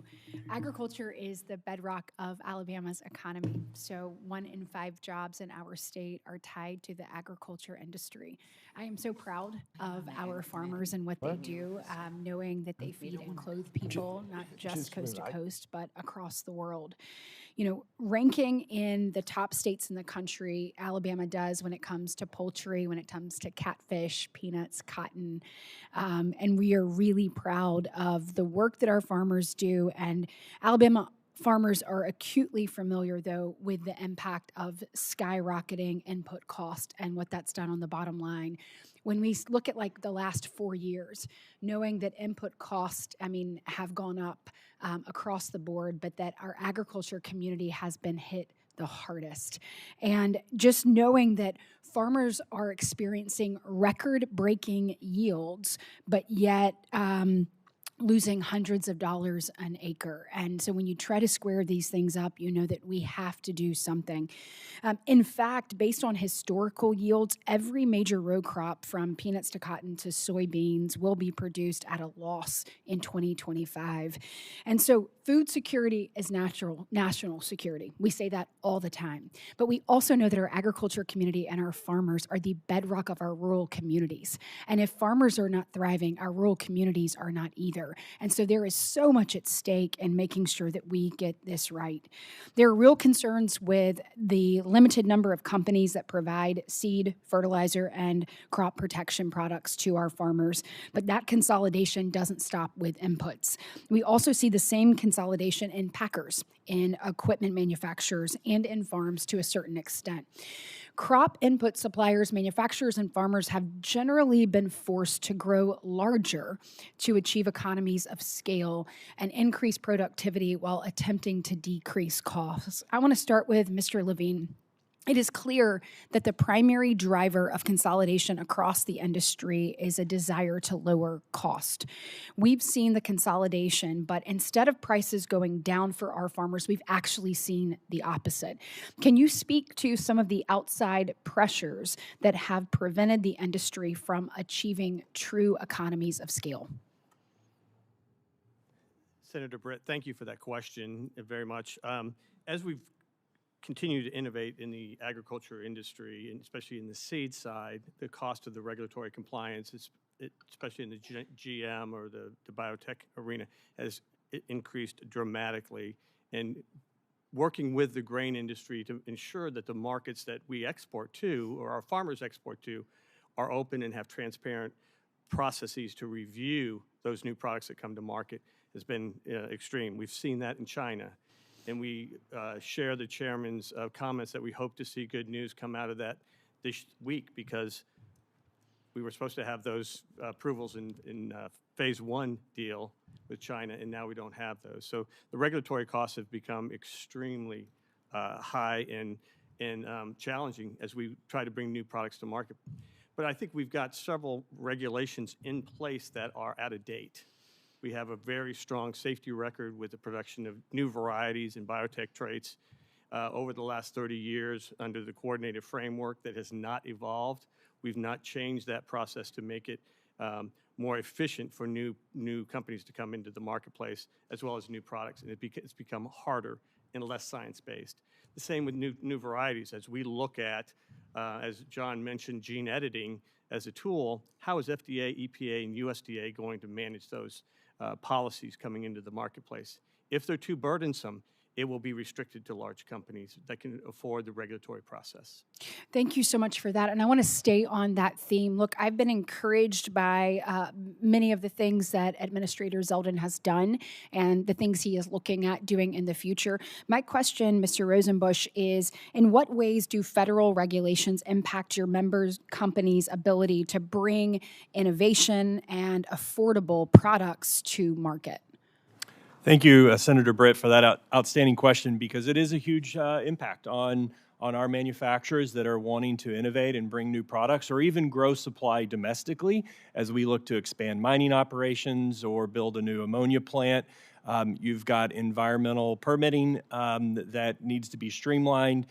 You also have new products that it's difficult to know where they get regulated. And so as you think about some biostimulant products that we're looking at, or even tools that help nitrogen be more efficient, getting through the process at EPA, or ensuring that it's regulated to the state level, which is where most fertilizer is regulated, is critical to giving farmers additional tools, especially in these difficult market times. Thank you so much. Thank you, Mr. Chairman. Mr. Chairman, as always, I'm grateful for the deference. I want to thank all the witnesses. Your testimony was very, I would say, frankly, invaluable. Mr. Latham, I'd like to start perhaps with a question for you. Despite 2 court orders in 2020 and 24 banning dicamba use because of its damage to neighboring farms, causing millions of acres of crop loss, the Trump EPA, headed by a former industry lobbyist, recently proposed to reauthorize the herbicide. What impact would it have on your rural community and the farmers that you serve if EPA again approves dicamba for over-the-top use? Yeah, thank you very much for the question, Senator Booker. I frankly believe, we've seen enough issues that I think the technology is good and is needed, because we need to be able to fight against weed resistance, but yet over-the-top causes so many issues that I don't think that it should be approved for over-the-top use. That's great. And because if it was, what would happen to the communities if it was again approved for over-the-top use? Unfortunately, we've seen volatilization, we've seen drift into other crops and vineyards and different things. So it's become an issue in rural areas. So knowing what you just stated about how harmful it is and would be as a practical manner, if it's once again approved, would your seed company have any discretion in whether or not to sell dicamba-tolerant seeds? Unfortunately, probably with the rebates, we would probably have to sell it to be able to make our rebates, unfortunately. That seems stunning to me, that something that should not be used in this way, but just to stay competitive in the market, you would have to sell it. Does that strike you as indicative of free market capitalism? It does not, and I don't like it either. I think we should be able to sell what our customers want and the best value for them. Yeah, and it really strikes me as not just an assault on free market capitalism, but something almost akin to a authoritarian system where you're told what you have to do, what you have to plant, what chemicals you have to use. And that's something that is very un-American to me. Would you agree? I agree. Dr. Moss, I'm going to soon be introducing legislation to not only not only place a moratorium on any new big ag mergers, but also require the DOJ to do a look back at the biggest mergers over the last 20 years in the food and agricultural sectors to unwind any mergers that the DOJ finds caused material harm to competition or to farmers or to workers or consumers. Dr. Moss, do you think that this type of look back would be beneficial? And if it was conducted, do you expect that many of the previously approved mergers would be found to have caused material harm? Thank you, Senator Booker, for that really good question. Yes, I think the value of retrospective studies for consummated mergers is really critical and invaluable. We in the economics community have agitated and urged and encouraged enforcers to spend more time doing look-backs. Of course, they're resource intensive, and I know there is a number of pieces of legislation that would fund those types of efforts. I think at the stage we are at in food and ag with high levels of concentration and demonstrable evidence of high prices, and slower innovation, the look-backs would be really important. Ultimately, it's really up to the agencies to enforce a very strong structural presumption against highly concentrative mergers. Unfortunately, we're still not there. And in the Dow-DuPont and the Bayer-Monsanto mergers, those structural presumptions for high concentration did not get a lot of attention, and now we're paying the price for that. I mean, we consumers are paying the price for it, but our farmers are paying a tremendous price as this concentration of these very powerful companies who now, frankly, thanks to Citizens United, pour millions and millions of dollars advocating for their mergers down here in Washington. But the real people being harmed are consumers, but frankly, are our farmers themselves. And that brings up my a final question, and I'm hoping, Noah, I really appreciated your testimony, but given the extreme consolidation within America's agricultural industry, do you have any flexibility to purchase seeds or fertilizers from firms other than the Big Four? Thank you for the question, Mr. Booker. We have retail locations that serve the needs for the fertilizer. We don't have the on-farm storage to handle some of those products. It's unclear often who the wholesale or manufacturer is for that product, but you can tell when you go from retail to retail to retail and the price is the same, that we're coming from the same place. Thank you. As the chairman knows, I spent a lot of time in Iowa and met a lot of farmers from across the political spectrum. This gentleman here moved me when he said 5 generations on his farm, and I still remember sitting with farmers who still had that original deed going back to the 1800s and the pride of every generation being able to not just make a living, but raise their families and strengthen their communities and provide for American hunger and demand. And suddenly the economics that worked for 5 generations just barely add up. There's a nobility, sir, about what you do. For America, you are great patriots, and I'm really hoping to work with and I know how much you care about American farmers, sir, so I'm really hoping we can find some bipartisan work to do together and keep people like Noah and his family at the center of our thought process, because we can do something. This is not inevitable. This is un-American. This is a perversion of the free market. If we give them a chance to compete, I promise you that family will have another 5 generations of success on their farm. Thank you, Mr. Chairman, for holding this important hearing. I don't know that many people across the country have an understanding of how American agriculture touches not only their everyday lives, but their security. And I think this hearing is so important, whether they live in Iowa or Florida's heartland, which is where I am from, Plant City, Florida, the winter strawberry capital of the world. Proud to hail from there, and also now represent Florida as their newest U.S. Senator. But agriculture is so important to our cities and states, indeed our nation. And if there's one takeaway from everything that we're hearing and what every witness, I think, would agree with, is that our food supply chain, its success, its security is a matter of national security. COVID-19 really put this into focus for us as a country. A long time, we never really thought about food, where it came from, many people.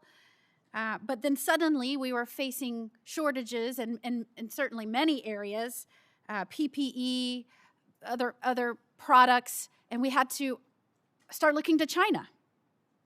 So the same country that was responsible for COVID, we then had to import products from them to protect Americans.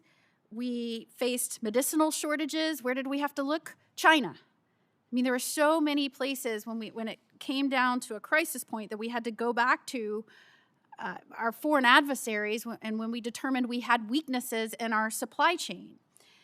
And there is risk that comes with relying on a foreign country for critical supplies. Corporations over time have focused more and more on lowering costs by offshoring, relying on foreign inputs, minimizing their inventories, and we're now seeing how that affected jobs here in America, certainly. And there's interest in making sure we have fair markets, both domestically and internationally, but we can't lose focus of the effects of that on our domestic supply and security and America's interests.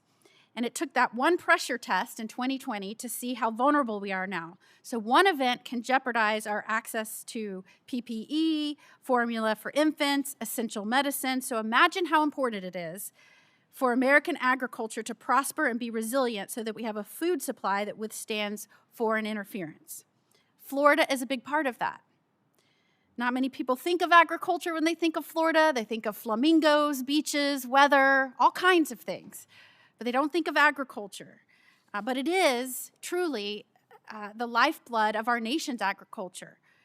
So much of the supply chain that goes to supporting growth in our farms comes from Florida. When it comes to phosphate and the natural resources we need to put food on the table, Florida leads the way. And truly, Florida feeds the world in that sense. It's in the best interest of American farmers and our state and our country to pursue a balanced approach. That is one that unleashes the full potential of American mineral production and American products that support agriculture and our food supply, that at the same time ensuring we have a fair global market supply. There is no question that we must fortify our domestic food supply chain. And that starts with shoring up American products that are necessary to sustain a critical base of domestic food production. The industry that feeds us, that is life-sustaining, is much bigger than any economic impact statistic, and we should take every step we can to make it more resilient. Securing the supply chain is a matter of national security, and if American agriculture stumbles, if fertilizer production is overburdened and neglected, our adversaries profit. We will become more and more reliant on those adversaries. I hope to avoid all conflicts. I think that should be every American's interest. But should a conflict occur, we will start weakened at the gate if we rely on our adversaries for food. We don't need the art of war to tell us that. That is common sense. I want to start with and ask a former national FFA president, which I have great respect for, being from Plant City and from FFA, Mr. Rosenbusch, thank you for being here. Is phosphate essential to growing food? Well, thank you, Senator, for that question. And Plant City has had more national FFA officers than any other city in the United States, so congratulations on that. I didn't know that. You just taught me Yes, something. you do. Go you Plant do. City. Yeah, phosphate is one of the critical minerals. You cannot grow half the world's food on this planet without phosphate. And of course, as you know, Florida is the center of that phosphate production. And we have tremendous opportunities in this country to expand if we can remove some of the regulatory burden around mining and manufacturing. And ahead of the United States in terms of natural reserves, China, Russia. So if, in fact, we do not support and ensure that we have domestic production, we will become more and more reliant on China and Russia. Is that correct? Absolutely. And Senator, China has restricted those exports, and they produce 40% of phosphates, which is one of the nutrients that's really challenging growers right now. And frankly speaking, One of the reasons they're doing so is to invest in lithium phosphate battery production. And so they definitely have policies that are impacting our growers here. And at the Senator same Welch. time, if I might just finish this one question, Yeah. Mr. Chairman, at the same time that we're making sure policies are supporting American growers and American products that support those growers, in order to keep input costs low for our farmers, we also have to ensure there's a fair global market. Is that correct? Yes, Senator. All right, thank you, sir. Thank you. Senator Welch. Thank you very much. I have been, I missed some of the testimony, but I have reviewed it and saw some of it. I just want to start with Mr. Coppess and Mr. Latham. And I also want to say to us, much of what the farm community is facing is a result of policies that have been allowed to take place by this Congress. And we all revere the hard work of our farmers, but we've got to do some work of our own and address these policies. Both of you talked about the high input cost, and what I understand is that it used to be about $10 a bushel a few years ago. It's now 11 or 12. The selling price used to be 13 or 14 a bushel, and it's now about $10 a bushel. Is that right? So you're losing money on every bushel, right? And of course, you lost markets. We sold $12 billion to China.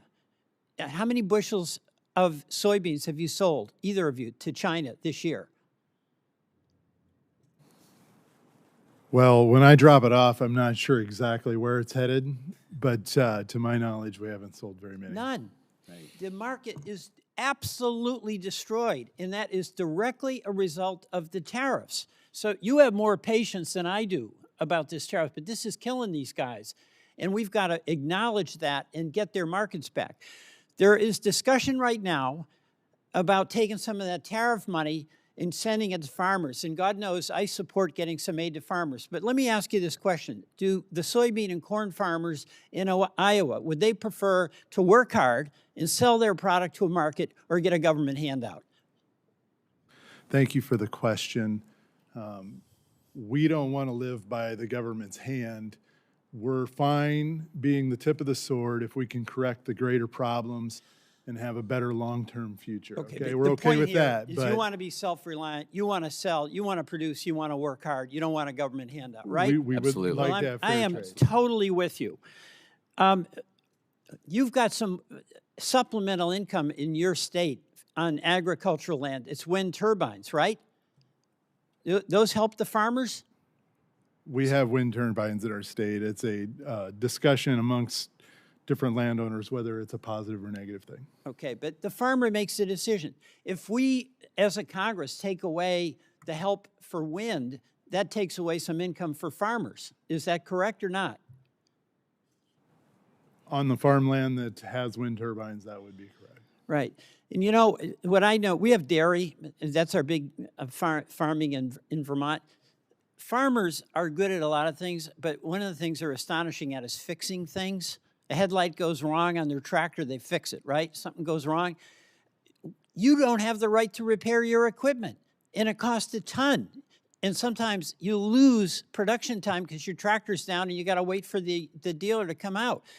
I am introducing today a right to repair. So if you buy a tractor, what do they cost, $250,000 now? You can fix it. You can turn the screw or do whatever it is to get the software you need. What's your view on right to repair? Thank you for the question.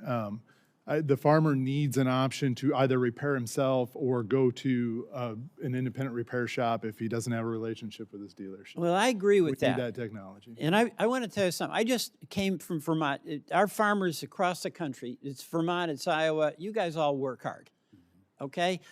And you have to face all kinds of things. They're completely beyond your control. The things we've been talking about here, the tariffs, the high input prices, the concentration, so you can't do seeds on your own. Those are political decisions. Vermont right now is facing a crisis, our worst drought in 55 years, and our dairy farmers don't have the hay crop and the feed crop. You've got a lot of soybeans that are spilling over. Would you have any problem with the USDA buying your soybeans to help us get through the winter and feed our animals in Vermont? One farmer helping another? I would have no problem with that, Senator. In fact, you'd like it, right? You'd be selling your surplus and helping our Vermont dairy farmers who are just getting crushed by the drought that's really killed them. Well, I thank you about that. You know, we've got the phosphate, as you mentioned, that's everywhere. 14% increase in price in Vermont for our farmers. They have no control over that. We mostly import it from Canada. Is that an input cost that is also going up in Iowa? It is. On our farm, we've minimized the use of phosphate down to an absolute necessity where we have to have it. All It's right. simply a negative return. Any thoughts on what I understand is going to be the administration position that we should start importing cattle from Argentina? That can help out? Thank you for the question. On my farm, we have 10 cows. It's a small part of our farm. What I can tell you is I'm not a fan of the government dramatically changing the price of something we have. I've got a 16-year-old and a 14-year-old that are 2 cows each into starting their cow herd. And it's a tough day for them to realize the calves they have to sell to go buy more replacement heifers today are worth quite a bit less than they were 2 days ago when they're ready to go to market next week with them. So that's a tough lesson. But there again, we're not a fan of the government making those large swings for us. Well, I'm with you. Mr. Chairman, you are our best farmer in the committee, probably in Congress. You are patient with the president, and I respect you for that. But I just want to say that I don't know him like you do, but the tariffs are really hurting us in Vermont, my dairy farmers. And this drought, which they don't complain about, it's just something they've got to deal with. We'd love to be able to get some of your surplus of grain to help our farmers who lost their crops. So they can't control the weather, they can't control a lot of things, but we can control some policies that'll make it possible for another 5 generations to keep going. So I really appreciate this hearing, and I appreciate your leadership on ag issues, Mr. Chairman. Well, I hope Thank you. know, Senator Welch, I've consistently expressed my views to the president's cabinet about the impact of tariffs. I hear that all the time from Iowans, farmers and non-farmers alike, and I've expressed my views to them. You bet. I'm going to continue to ask questions. I don't think anybody's coming back, and just as soon as I get called for this last vote, this will be the end of the meeting unless somebody comes in that didn't get a first round.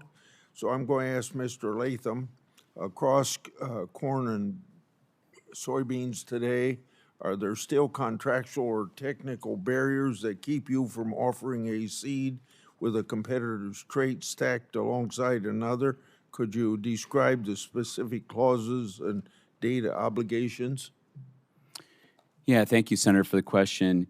Yes, there are restrictive rebates that we fall under as an independent seed company, and it happens a lot to farmers as well. But if we use an alternative and if we fall below, let's say it's usually 85 or 90%, and then we could fall off basically a cliff and could lose our whole profitability for the year. And Mr. Coppess, farmers report rebate clawbacks, delayed allocations, and audit threats after trying rival products and services. Could you give us some details of the recent incidents where a supplier or retailer used rebate leverage or allocation delays to punish switching? Thank you for the question, Senator. Oftentimes, our pricing structure on our farm is the more we buy, the cheaper it gets. I haven't personally experienced a rebate callback, but it is very clear when we're purchasing products that the more we buy, the cheaper the product gets, driving us down into we need to try and stack that to stay profitable, limits our options. Mr. LaVigne, your organization says on its website that your membership includes 85% of all private U.S. seed companies operating in the United States, both big and small. Is there a disagreement among your members regarding antitrust and intellectual property issues, laws, and enforcement? Thank you for that question, Mr. Chairman. We're pretty consistent with respect to intellectual property laws. It's a key pillar for our strategic plan, and it feels like that's where our companies make investments as things, as technology continues to improve and we bring more products to farmers. We also believe very strongly that our members have their own strategies for how they implement intellectual property practices. We don't judge those by the companies. That's not our position as an association. So whether they choose patents or PVPs or licensing or just trade secrets, those are all tools that all innovators in the U.S. have available to them. Yeah. Doctor, this question would be to Moss, Rosenbusch, and LaVigne.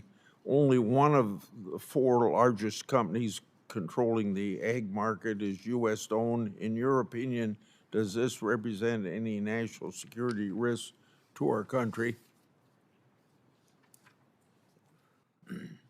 Thank you, Chairman. I'm happy to chime in on that.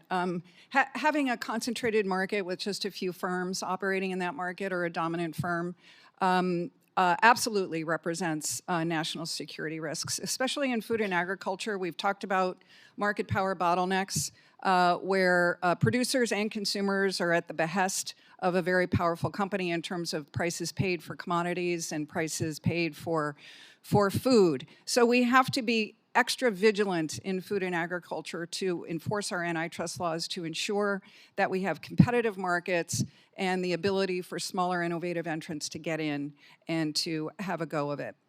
Yeah. Do the other two, if you want to add to that or express your own view, I invite the two of you to do that as well. Thank you again, Mr. Chairman. When we look at this, we obviously have antitrust respect for the U.S. laws and for our own antitrust policies with the association.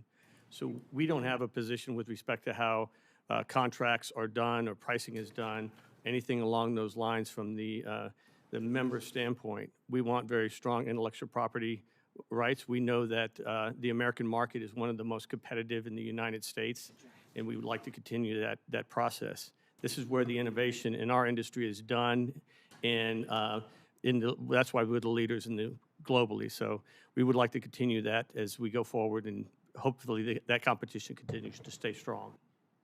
You have anything to add, Mr. Rosenbusch? Thank you, Chairman Grassley. I would just say that on the fertilizer side, most of the U.S. producers are U.S. owned. Okay. For you, Mr. Rosenbusch, when a single foreign supplier dominates an essential input and Commerce and ITC impose duties that may choke off that source, what specific safeguards would the Fertilizer Institute support to prevent a de facto domestic monopoly and keep farmers supplied? Thank you, Chairman Grassley, for that question. The trade cases that you're referring to there are complex and have been adjudicated through the International Trade Commission. At the Fertilizer Institute, we have both of those members on both sides of that case. So a wise man once told me, when you have two members on both sides of the issue, go with the member. And so we don't have an official policy on any of those trade remedy cases. I will tell you that there were many factors when that case came forward in 2020 that impacted the market and impacted the supply.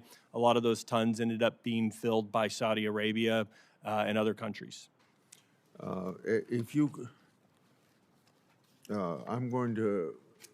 We have some statements here from people that want to get into the record. Statements and letters from several groups, including the Iowa Corn Growers Association. I'm going to ask unanimous consent that those statements be put in. There's nobody here to object. Dr. Moss, in plain English, where's the line between licensing that speeds innovation and licensing that walls off rivals, especially for stacked straights? Do you support narrowly tailored measures similar to the fair, reasonable, and non-discriminatory agreements? If so, why? Thank you, Chairman Grassley. So I think two things quickly in response to that question. Antitrust does a very difficult dance with intellectual property law. Our intellectual property laws are extremely important for spurring incentives to engage in R&D and to innovate products. But as we've seen in the pharmaceutical industry, there can absolutely be trouble ahead when firms use intellectual property rights to shape or to control how competition develops. We've seen that with product hopping and generic seeds, where generics have been kept out because of small changes in patents and another 20 years of patent protection. So that's the first answer. The second is, if we do get into the business of standard-setting organizations where the large biotech companies will be needing to figure out what the standards are, it will be a very complex and difficult process given how much trait stacking there is. And determining what is a fair price for a license, of course, would be even more complex, and that will require a good deal of government oversight, and I would expect it would generate an enormous amount of controversy. My last question will be to Mr. LaVigne and Dr. Moss. I want to understand why generic insect-resistant traits haven't materialized despite patent expiration. I understand that there does not appear to be a single generic insect-resistant trait available to growers, notwithstanding frameworks touted as solutions. Why is this the case? My first response would be, again, the ag biotech industry has borrowed a page from pharmaceuticals, filing for new patents based on very minor modifications, which then locks in another 20 years of patent protection and the ability to charge monopoly prices. The FTC currently has a case looking into loyalty discounts in pesticides. That is another way to lock farmers into cropping systems and limit the ability of farmers to switch. Lack of interoperability exacerbates this problem. So we are nowhere near on top of these types of abuses of intellectual property that are really designed to stifle and to control competition. Yeah. Mr. LaVigne. Thank you, Mr. Chairman. And as we look at it, just to reiterate, we're not in the practice of collecting what the practices of the members are or how they license or charge fees. It's against American antitrust law, so I'll make comment from the respect that we support products coming to market. This is much more difficult than other chemicals or pharmaceuticals or things along those lines that come to the marketplace after that expiration. You're looking at a lot of products where it's maybe the BT product, but you're also looking for stacks of other products with that. And then also newer varieties as they come along. Is somebody going to want to stack that on a 20-year-old variety that's off patent, or do they want a new variety that is more resistant and has disease resistance in it? So the plant breeding process and the trait development process is an evolving process as we go along, and it's not just static. We're not planting the same seed varieties we did 20 years ago. We're trying to bring that newest product to the farmer. The ASTA has been involved in driving the ag accord to try to give that platform for generics coming to the marketplace. But it's been a challenge, and it's one that we need to continue to work with Congress and work with the administration, EPA, and USDA to try to provide that pathway for companies that choose to go to the generic traits and varieties. Before I adjourn, I thank all of you for your contribution to this debate, and you can, if you got anything you didn't get a chance to say, we'll take it in writing. Senator Durbin and I, as well as the entire committee, would like to thank each witness for taking the time to share their knowledge and expertise. Written questions can be submitted for the record for 1 week from today, and I'll ask the witnesses to answer and return the questions to the committee within 2 weeks after you receive them. Thank you very much. Meeting adjourned.